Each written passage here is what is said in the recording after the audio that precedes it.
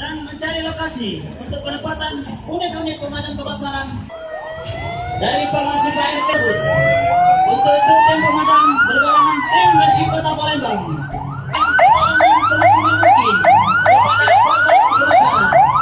Ini kita lihat tim rescue Kota Palembang bersama Bapak Ibu sudah melakukan penembakan terhadap pintu terakhir yang masih terkunci. Dengan segera kita lihat tim dari pemadam Kota Palembang juga tim rescue berkoordinasi untuk memberikan pertolongan ini agar penumpang.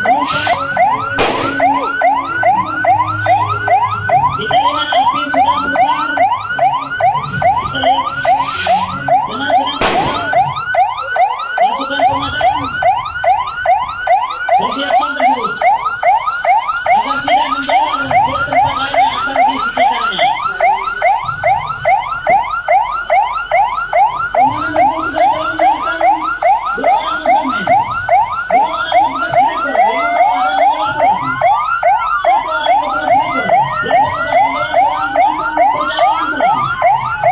Karena melihat isolasi pada penduduk senantiasa berkata-kata